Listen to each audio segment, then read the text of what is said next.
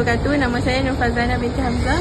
Nombor matrik 03 DPB 21F1008. Saya akan membentangkan tentang laporan di tempat kerja.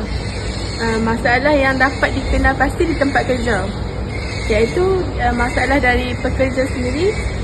Yang pertama, pemandu kren yang dilantik tidak mempunyai CJ pendaftaran pengendalian kren. Yang kedua, pekerja tidak mematuhi garis panduan kelengkapan perlindungan diri. Dan yang ketiga, pekerja tidak mahir yang mengendali kren mengakibatkan kemalakan yang akan berlaku.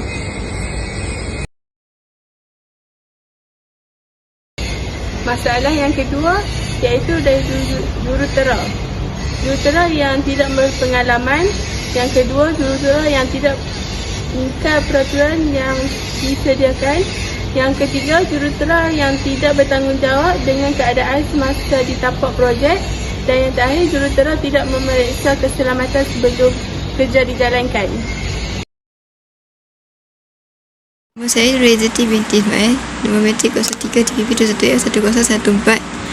Saya akan menerangkan tentang undang-undang yang terlibat dalam Akta Keselamatan dan Kesihatan Pekerjaan pada tahun 1994. Antara peraturan keselamatan dan kesihatan pekerjaan iaitu pemberitahuan mengenai kemalangan, kejadian berbahaya, keracunan pekerjaan dan penyakit pekerjaan pada tahun 2024. Yang pertama ialah mengawal pembinaan bangunan dan membuat penyelenggaraan terhadap kren. Selain itu, tiap-tiap majikan dan orang yang bekerja sendiri hendaklah merekod dan menyegera suatu daftar dalam borang yang diluluskan tentang semua kemalangan dan kejadian berbahaya yang telah berlaku. Jika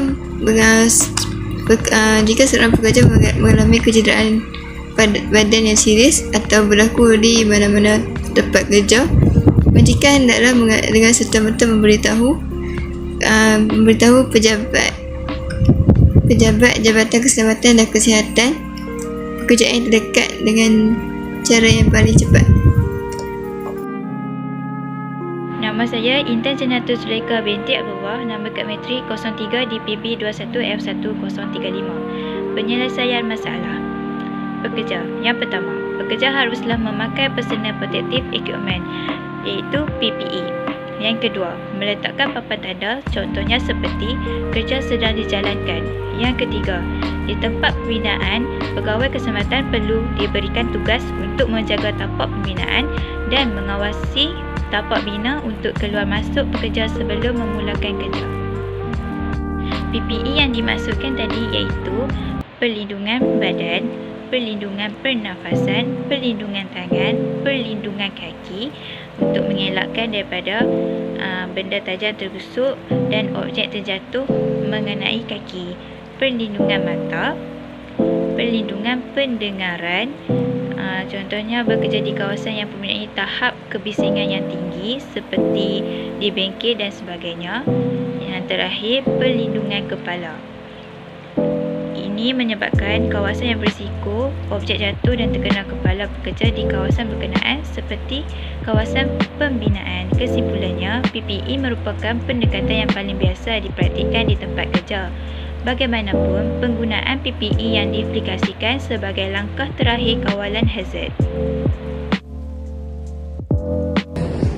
Assalamualaikum, nama saya Muhammad Datus Asma'i bin Asmawi. Nombor matrik saya 03 DPB 21F1002.